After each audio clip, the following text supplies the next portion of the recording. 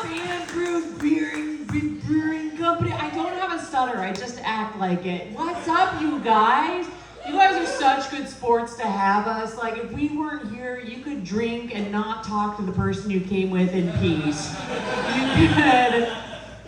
We need the drinks in order to listen to someone's trauma, Eddie. That's what it's made for. That's why they made mimosas. I can't listen to a woman telling me her life problems for longer than 20 minutes without something in my bloodstream. I'm like, yes, Candace, tell me more about your dog's UTI. Waiter, bring the bottle. I just came from teaching a fitness class, but I know I look like I just came from a beauty pageant for lumberjacks.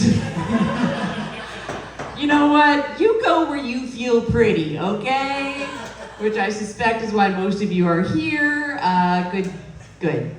We find our tribe. I recently, I just got back from visiting my dad and my stepmom, and unfortunately my stepmom is in critical condition. She's not ill or hurt, she just can't help herself. I show up, she's like, oh, your car is dirty. I'm like, well, that's about time to leave, bye. Like, she doesn't even mean to be critical. Sometimes she just says things that don't need to be said. I took them to the planetarium because, you know, their brains could use the help, and the lead astronomer, eminent man, his hair was down to his butt, and my stepmom out of nowhere goes, wow, he certainly has long hair, doesn't he? I'm like, yes, Barb, but it's not growing in his ears. Keep it down. She doesn't mean to. That generation just didn't grow up knowing how to use a filter like we did. She doesn't know that she does it, except sometimes she catches herself. She'll be like, how much do you weigh? And I'll tell her, and she'll be like, more than I thought you would. And then she'll be like, oh my God, I'm such a bitch. I'm like, no, you just forgot your muzzle. I don't know what it is about moms that feel like they still need their opinion to be heard, just to know that they still matter. I think that's noble, but we could just channel it a better way. Like, welcome to the weigh-ins for the world champion final title fight. Here with my co-announcer. He looks like he's put on a few pounds. Great observation, Nancy. This is what we brought you in for. Like, and it's weird because she's not even my mom. My mom did it too. My own mom, when I was skinny as a teenager, would still cut me down for being fat. She would criticize me all the time, just snip, snip, snip. I don't know what it is about moms that would just snip, snip, snip away at you till you're the final form they want you to be. Kind of like a hedge that doesn't want to be a giraffe. Just snip, snip, snip. I'm like, I'm not sure I was meant to be this shape. Oh, my neck does look longer this way. You're right. You guys are fabulous. Does anyone else have mom issues? Yeah. I feel like we're all just walking around like Build-A-Bears, stuffed with whatever crap our moms put in us one day at the mall 20 years ago. Like, stuff shakes out when I least expect it. I was at a clothing swap with friends, and one of my friends goes, hey, Maxie, would you like these khakis? And I said, no, thanks. Khaki makes my thighs look fat. Whoa! I thought I got those all out. Where are those?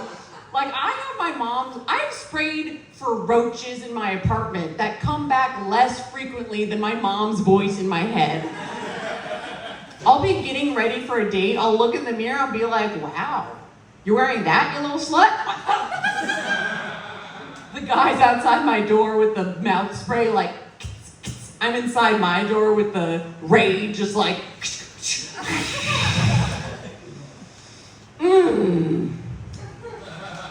Great observation, Nancy. I'm just tired of pretending. I get a lot of criticism from everyone, but I'm really tired of pretending that constructive criticism it's just criticism, right? Can we stop pretending? Constructive criticism is just shut up, Thumper. It's just criticism. Constructive criticism only comes from women, and it's so much harder to take because they act like they're doing you this giant favor. Men will just be like, yeah, you're terrible at this. Women will be like, you're terrible at this. You're welcome!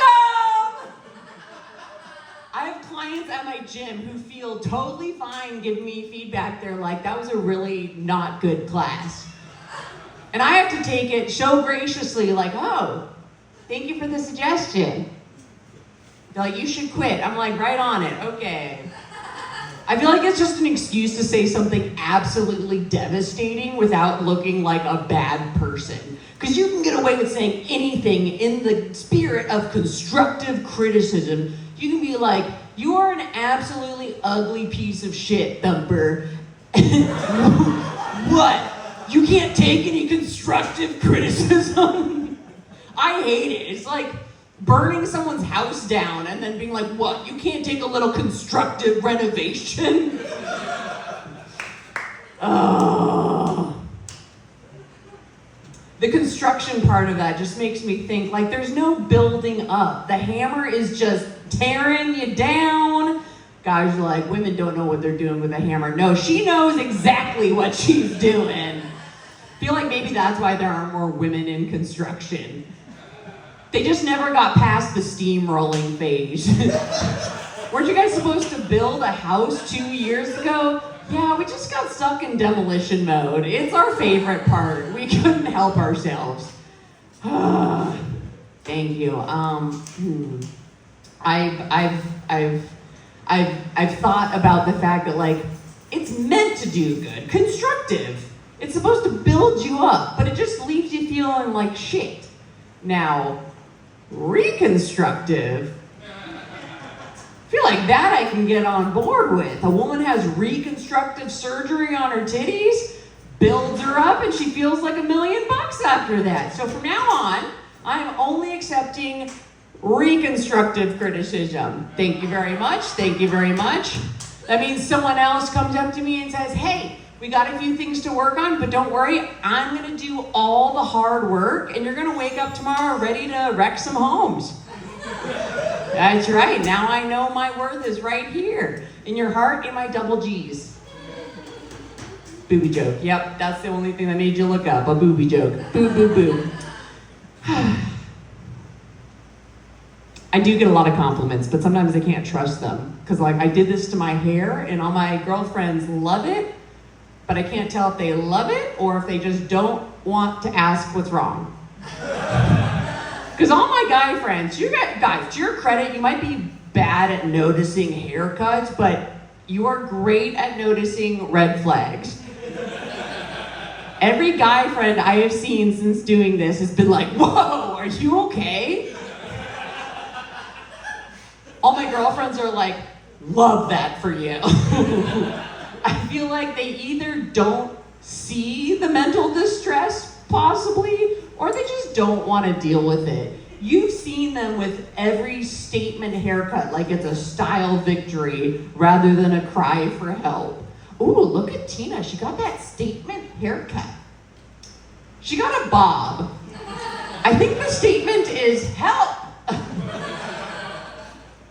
I know I'd rather not get too deep into it when I can tell someone has a long heart-to-heart coming, so I think that's why they ignore it. They ignore the signs. I could shave my head fully Britney style in a clear sign of mental distress, and they'd be like, you look fabulous.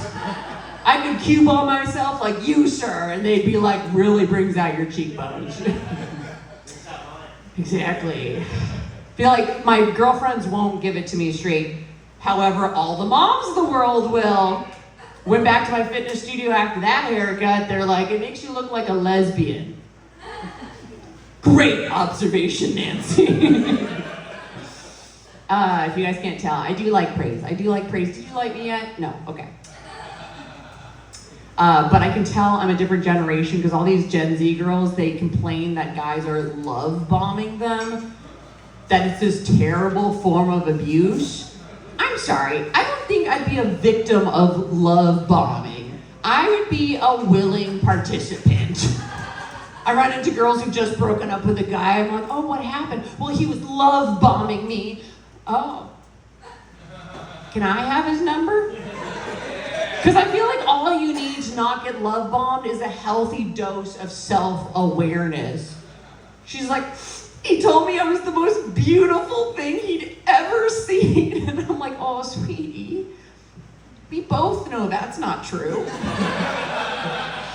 I feel like having a critical mom made me super immune to any insults, which is a good thing, because like, other girls will be like, I got called a slut, and I'll be like, oh, sweetie, every mom says that. Thanks, you guys. I'm Max. Give it up for Zach. Give it up for Alex Thomas. Give it up for the bar.